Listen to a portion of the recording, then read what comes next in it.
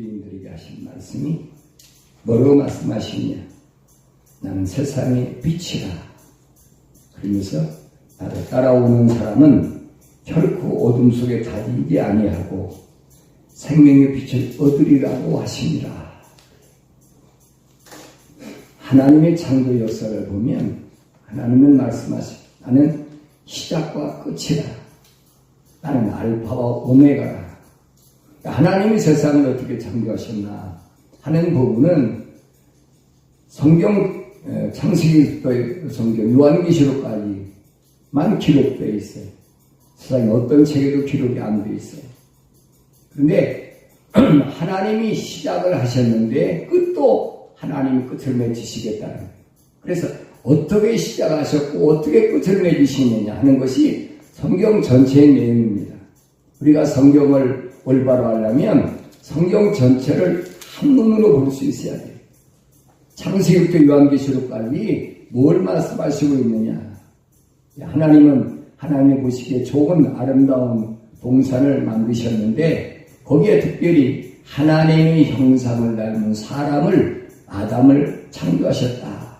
성경을 했어요. 그러면 하나님이 형상을 닮은 아담을 창조하셨는데 왜 아담의 후손인 우리는 이 세상에, 이 어두운 세상에 이렇게 떨어졌을까 하고 성경을 깊이 상고해 보면 아주 간단한 데 있어요. 늘 말씀드리지만은 에덴의 동쪽 하나님의 동산에서 아담이 하나님의 말씀을 듣고 한 번쯤은 좀 기울여 듣고 마음판에 좀 새겼더라면 이렇게 되지 않았을까 하신 거 아닌가 라고 생각해 봅니다.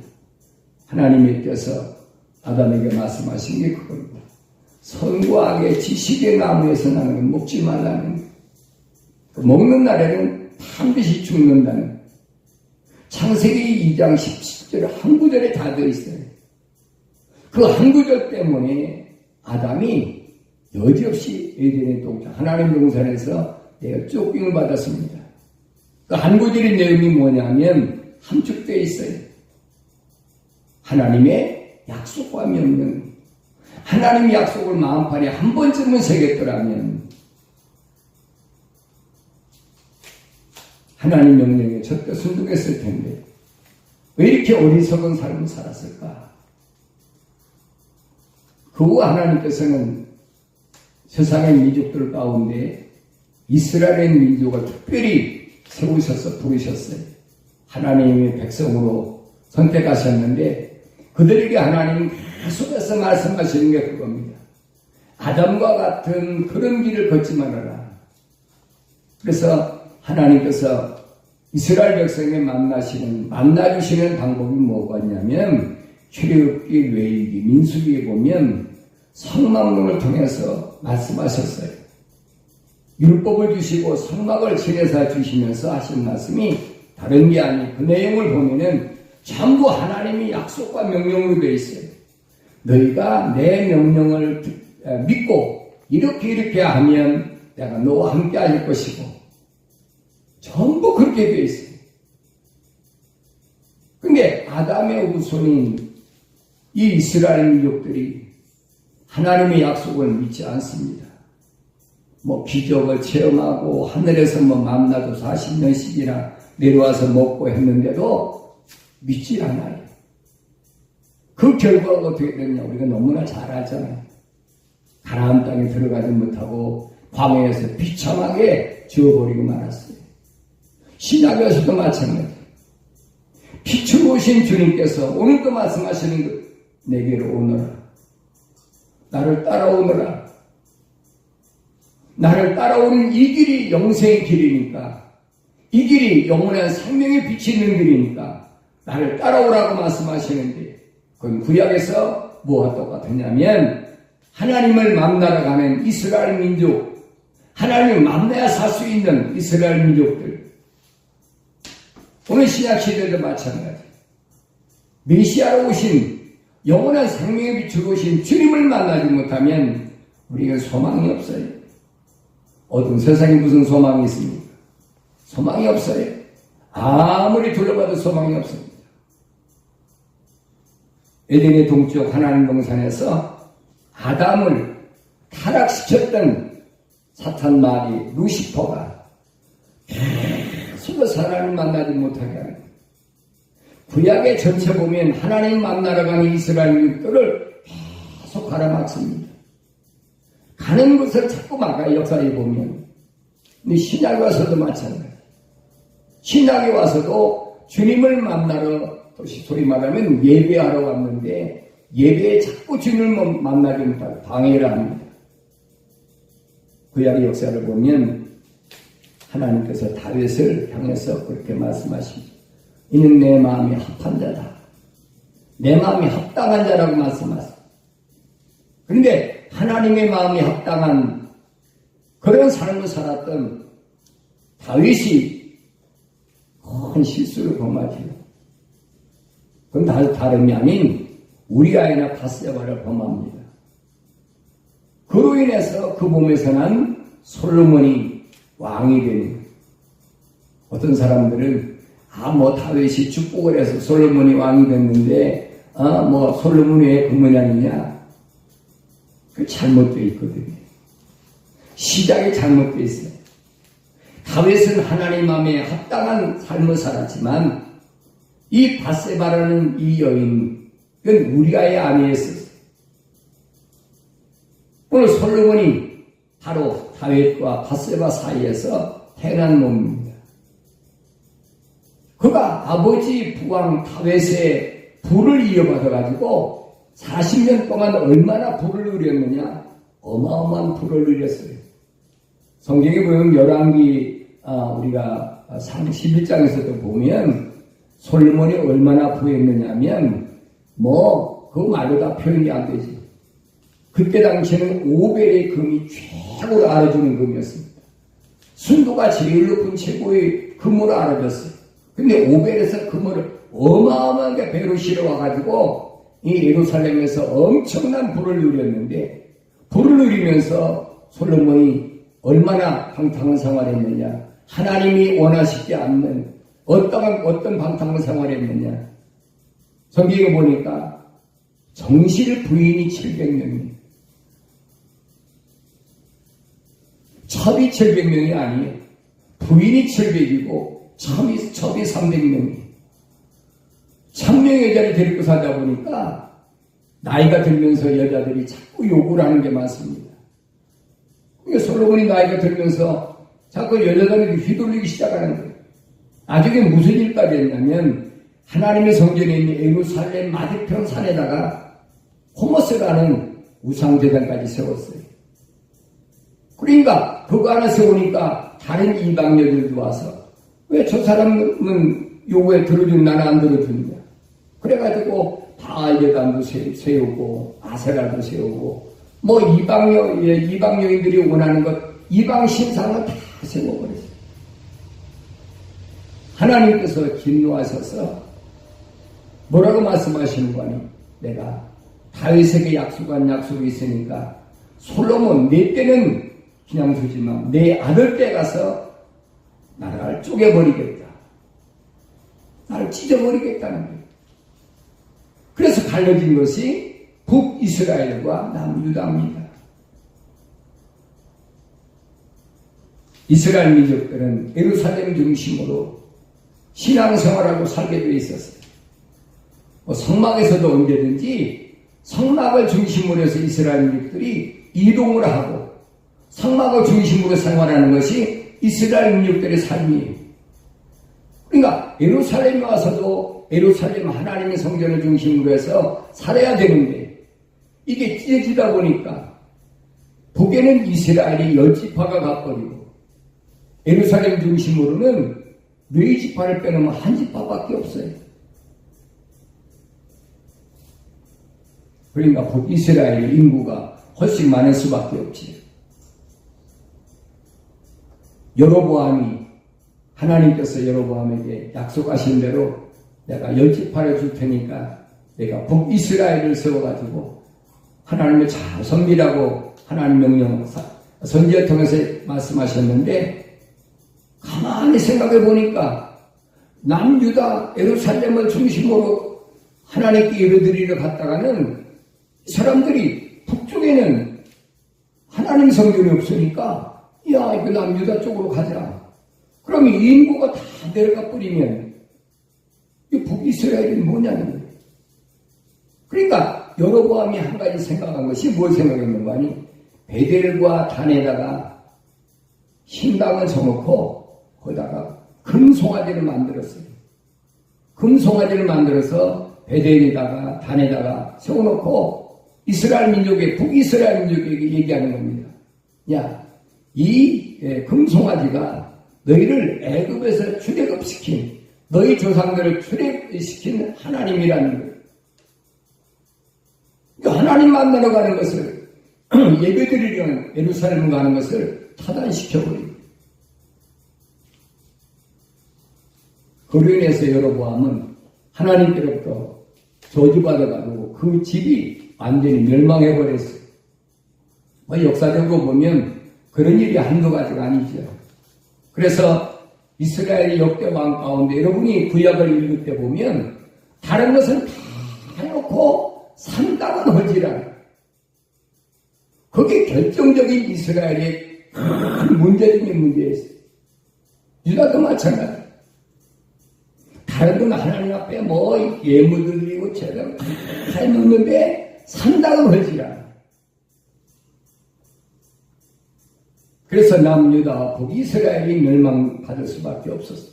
왜냐하면 타락한 아담의 후손이 하나님을 만나야 생명을 찾는데 만나는 길을 차단해버린 거예요. 예수님 오셔서 오늘 하신 말씀이 그겁니다. 나는 세상의 빛이라 나를 따라오는 사람은 결코 어둠 속에 다니지 아니하고 생명의 빛을 얻으리라. 어둠에서 벗어나는 길은 참빛으로 오신 주님을 따라가는 일밖에 없다는 거예요. 근데 구약시대처럼 오늘날도 주님을 만나러 예배하러 오면 주님을 만나지 못하는 방해요소들이 너무 많아요. 여러분 그런 것은 우리가 너무 잘 알고 있잖아요.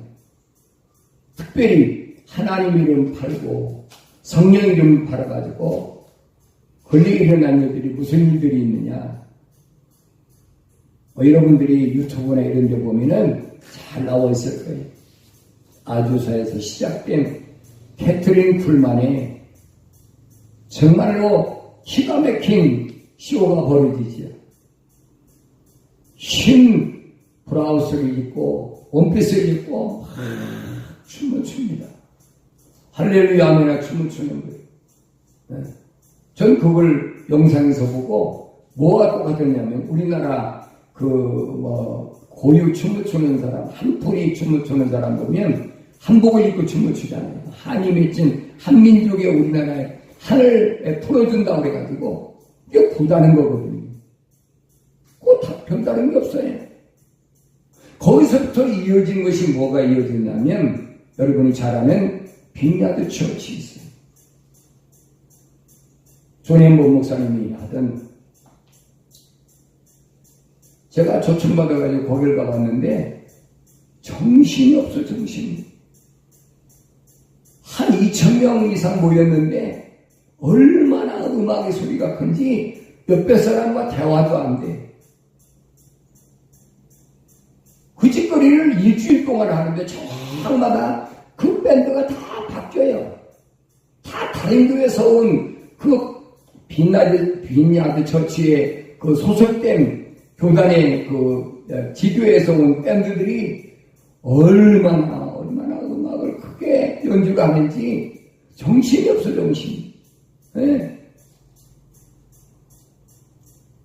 근데 사람들은 그렇게 해야 성령이 충만한 줄 알고 있었단 말이에요. 이게 90년대에 벌써 몇십 년 지났습니다만 그때 벌어진 것이 뭐냐면 캐나다 토론토에 공항 처치가 생겼어요. 그 빈야드 처치에서 떨어져 나가서 지교회가 생긴 거예요. 근데 그 지교회에서 무슨 사건이 벌어졌냐면 방언한다고 해서 방언하는데 뭐냐? 늑대의 소리, 울음소리, 개 짖는 소리, 사자가 으르렁거리는 소리. 그게 방언이라는 거예요. 그 영상을 보면 기가 막혀요. 사람이 엉금엉기면서 사자 우는 소리, 늑대 소리, 개 짖는 소리 다 하고 있는 거예요. 그러니까 그 문제가 너무 이게 문제가 와 되니까 나중에 조림범 목사님 뭐라고 그러냐니 우리 빈야드 교회하고 그 교회는 상관이 없는가. 딱 잘라버렸어요. 금을 거버렸어요. 상관. 자기네서부터 시작된 것을. 뭐이 언급하자면 얼마나 많습니까? 또 베니인 같은 사람 보세요. 얼마나 엄청난가. 이건 뭐 드러내놓고 쇼로 하는 거예요. 베니인을 한국에 불러가지고 여기 교회 제일 큰 교회라고 자랑하는 사람 그 목사가 뭐라는 줄 압니까? 베니인이 자기 친한 친구라는 거예요. 네. 오늘 한국 교회가 왜 이렇게 됐냐는 거예요. 다른 것이 문제가 아니에요. 주의 음성을 듣고자 하는 것이 없다는 얘기입니다. 오늘 주님은 나를 따라오라고 말씀하셨는데 주님 따라가는 사람이 없어요. 왜냐하면 중간에서 이런 것들이 계속 차단하고 있어요. 주님 따라가고자 하면 주님 따라가는 그 발목을 다 잡고 있다는 얘기. 뭐냐? 어둠의 세력들이 잡고 있다는 거예요. 그 성경은 한 번쯤 읽어보면 또 성령은 불과 성령으로 거듭난 하나님 종이라면 충분히 깨달았을 텐데 거기에 미혹돼가지고 벗어나지 못하는 거예요. 그뿐 아니죠. 그 외엔 또 무슨 일이 벌어지니까 신사도 운동이라 그래가지고 내내 똑같은 계열이 나중에 들통이 났지만은 알고 보니까 전부 로마 교황청하고 내통하는 사람들이 그게 기독교 말사 정책이에요. 하나님의 사람들을 하나님을 만나지 못하게 하는 거예요. 빛으로 오신 주님이 오늘도 부르시는데 주의 음성 듣지 못하게 중간에서 방해 공작하는 사탄 마귀 루시퍼의 세력인 것을 우리가 너무나 잘 알고 있습니다. 성경의 역사는 그냥 기록된 것이 아니에요. 이 성경의 역사를 바울은 그럽니다. 거울로 보고 내가 지금 어디를 가고 있는지 너 자신을 알라는 거예요. 우리 성경을 읽으면서 나는 지금 어떻게 주님을 따라가고 있나. 자기 자신을 보지 못할 때가 너무나 많다는 거예요. 하나님의 말씀은 빛의 본체입니다. 요한복음 1장 9절에 보니까 세상으로 들어오는 모든 사람에게 비치는 참빛이 있었으니 5절에 그랬어요. 그 빛이 어둠 속에 비치어도 어둠은 그것을 깨닫지 못하더라. 빛이 비치는데 그걸 깨닫지 못해요. 그러니까 늘 말씀드리지만은 주님 말씀하시는 것은 빛의 세계에서 하늘의 세계에서 말씀하시는데 땅이 어둠의 세계에 있는 사람들이 그 이해를 못하는 거예요. 알아듣지 못해요. 이 주님이 말씀하실 때 유대인들은 뭐라고 합니까? 참으로 어렵도다. 다 떠나고 그랬어요. 그래서 예수님께서는 요한복음 5장 37절에서 이렇게 말씀하십니다. 성경을 상고하라. 이는 너희가 성경에 영생이 있다고 생각하매니 그 성경은 나에 관하여 증거하고 있습니다. 너희는 생명을 얻으려고 내게 오기를 원치 아니하는도다. 말씀이 육식에서 오신 주님, 그 주님을 따라가 영원한 생명을 찾는데 그걸 거절하고 있어요. 물론 성도들이 알고 거절하는 사람이 없겠지요. 제가 이 애틀란타에 와가지고 한동안은 이 병치료하느라고 상당히 힘들었어요. 그런데 몸이 좀 낫기 때문에 어려서부터 우리는 한국 사람들은 새벽 기도 하잖아요. 한국에서도 새벽 기도를 하고 있으니까 새벽 기도를 하려고 이제 우리 집에서 가까운 교회를 가봤어요. 가보니까 참 기가 막힌 일들이 많이 일어났어요. 새벽 기도를 마치고 어떤 목사 부부는 방언을 한다고 하면서 레르스네 가시지. 레르스네. 방울뱀이 사람이 가까이 가면 경고를 합니다. 내가 여기 있으니까 가까이 오지 말라는 거예요. 뭘로? 꼬리로. 그래서 방울뱀이라는 이름이 있어요. 부부가 양쪽에서 방울뱀 우는 소리를 하고 있는 거예요. 그것도 어떻게 그렇게 하는지 소름이 끼치는 거예요. 근데 사람들은 그거 좋아해. 그게 뭔지도 모르고.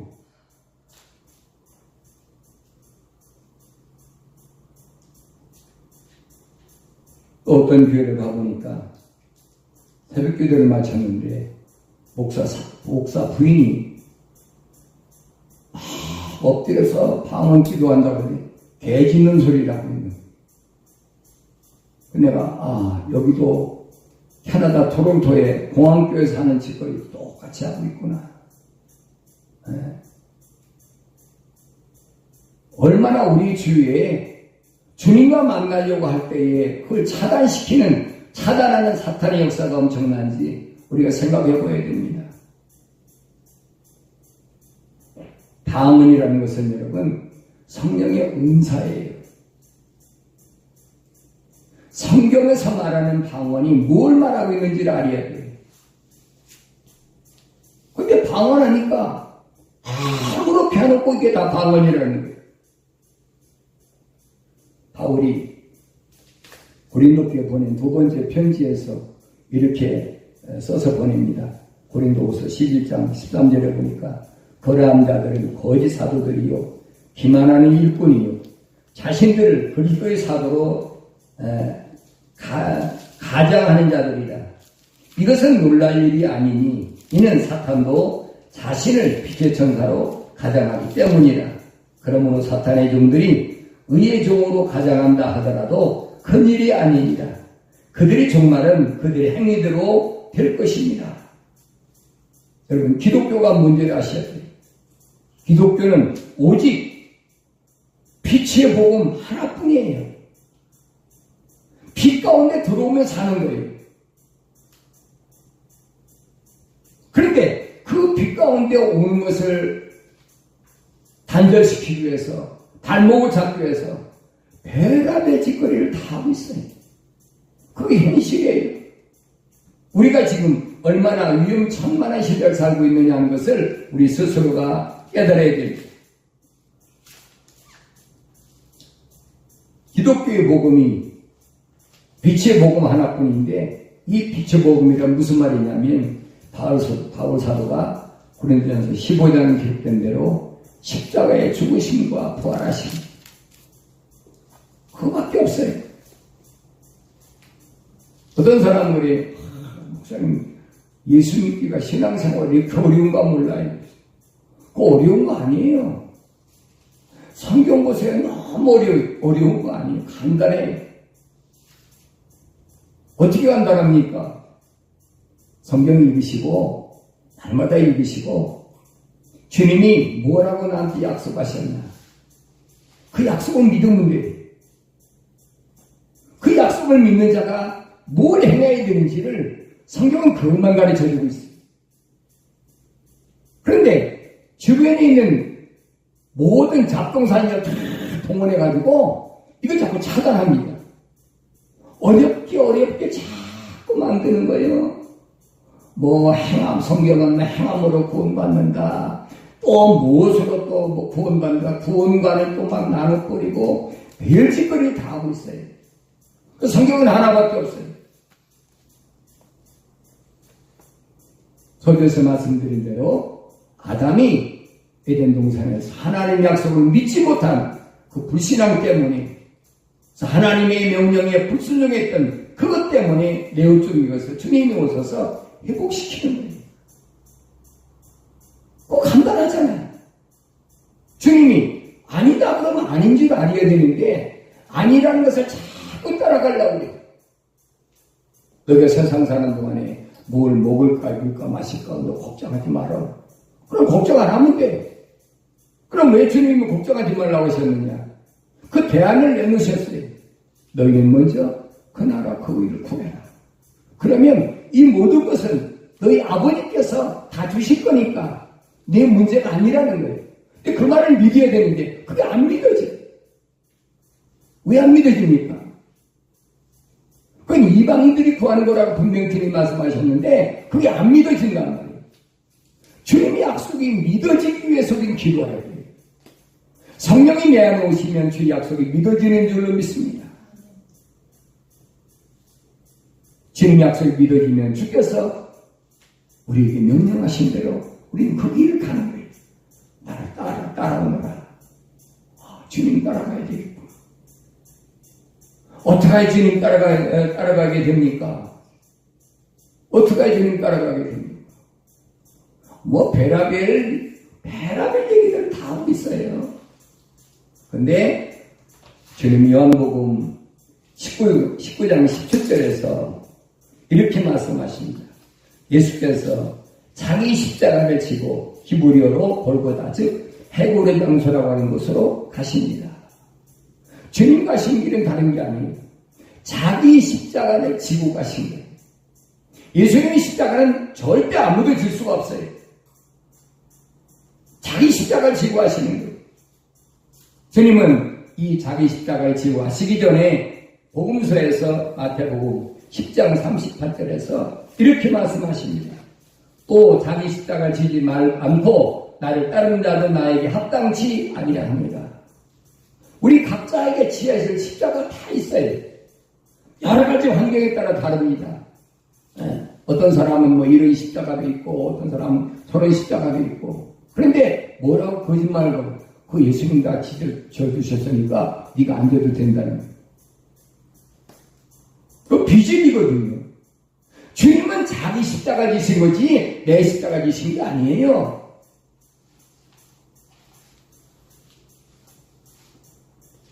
거짓말로 어떻게 하면 사람들을 미혹할까?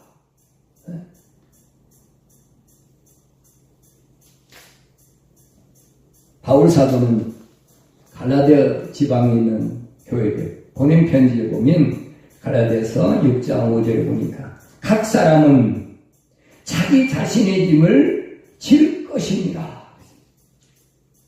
각 사람은 자기 자신의 짐을 져야 돼요. 어떤 사람은 결혼한 사람은 아내에 대한 짐도 져야 되고 남편에 대한 짐도 져야 되고 또 자녀를 낳았으면 자녀에 대한 짐도 져야 됩니다. 그거 다 자기가 져야 돼요. 어떤 사람 방치하는 사람이 있어요. 예수님 다 져주셨으니까 나 안 져도 된다는 거예요. 그건 비진리예요. 거짓말이에요. 내가 지금 십자가를 지고 있나? 나는 지금 주님을 따라가는 이 길이 다른 길인가? 오늘 하나님 말씀을 통해서 우리가 올바로 깨달아야 됩니다. 21절에서 주님께서 이렇게 말씀하십니다. 내가 나의 길을 가리니 그랬어요. 주님은 자기 길을 지금 가시고 계다. 그러면서 너희가 나를 찾을 것이나 너희는 너희들 죄들 가운데서 죽으리라. 내가 가는 곳에는 너희가 올 수 없느니라. 주님이 가시기를 아무도 못 가요. 내 몫에 태인 십자가, 내가 지은 십자가를 지지 않고는 절대 주님을 따라갈 수가 없어요. 그런데 다 우리는 다른 사람들이 내 짐을 져주길 원하고 있거든요. 다른 사람이 내 짐을 져주면 얼마나 편하겠습니까? 그러나 아담의 후손으로 이 땅에 온 우리는 어쩔 수가 없어요. 주님 말씀한 가장 큰 문제, 무슨 문제냐? 사망의 문제. 죄로인하여 영원히 형벌받아야 사망의 문제를 해결해 주셨으니까 이제는 주님이 그 길 열어놓으시고 우리에게 하실 말씀은 거예요. 내가 지은 십자가 내가 지구나 따라오라는 거예요. 주님의 말씀을 깨닫지 못하는 이 유대인들에게 주님이 하신 말씀이 요한복음 8장 23절에서 이렇게 말씀하십니다. 주께서 그들에게 말씀하시기를 너희는 아래서 났고 나는 위에서 났으며 너희는 이 세상에 속하나 나는 이 세상에 속하지 아니하노라.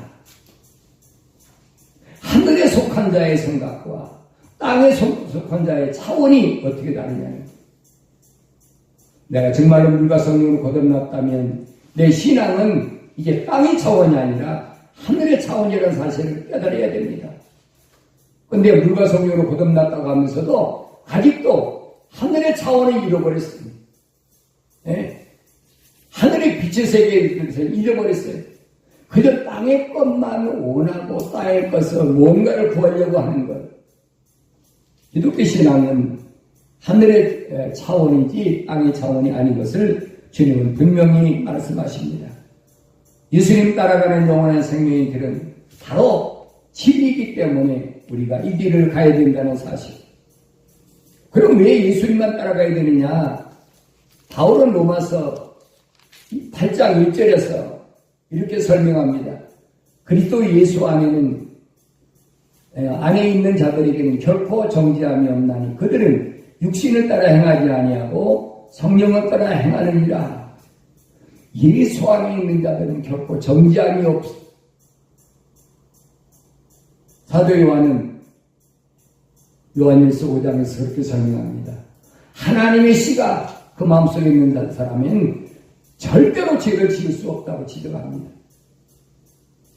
그러면서 2절에서 바울 사도가 하는 말은 무슨 말을 하느냐? 이는 그리스도 예수 안에 있는 그리스도 예수 안에 도대체 뭐가 있느냐는 그걸 설명하고 있어요. 생명의 성령의 법이 죄와 사망의 법에서 나를 해방시켰기 때문이라. 영원히 멸망당한 그곳에서 해방됐다는 거예요. 예수 안에만 있는 게 뭐냐면 생명의 성령의 법이 있다는 거예요. 그래서 너는 예수 안에 와야 된다. 예수만 따라가야 된다는 거예요. 예수 안에만 어둠을 퇴출시키는 능력이 있습니다. 여러분, 환경의 어둠 때문에 좌절하고 절망하지 마세요. 그거 아무것도 아니에요. 그것 때문에 막 애간장을 누비고 막 배에 저리 가는데 저도 한때 그랬었어요. 근데 예수 안에서 이 성령의 법이 예수 안에 계심을 알고 내가 예수가 내 안에 계심을 깨달으니까 그거 아무것도 아니에요. 세상에 복잡하다는 건 나하고 상관이 없어요. 어둠이 있는 세상과 나하고 상관이 없어져 버려요. 기독교의 신앙을 올바로 알아야 돼요. 주님이 그냥 십자가에 못 박혀 죽으신 거 아니에요. 나와 여러분에게 절망하고 좌절하지 말고 내 몫에 뜬 십자가 너는 질 수 없지만 내가 보혜사 성령을 나한테 보낼 테니까 그분이 너를 도와주시면 너는 넉넉히 이기고 남는다는 약속의 말씀을 우리 마음속에 깊이 간직하시고 어떤 경우에도 절망과 좌절을 하지 마시고 날마다 승리가 있는 기쁨이 충만한 삶을 살아야 될 줄로 믿습니다.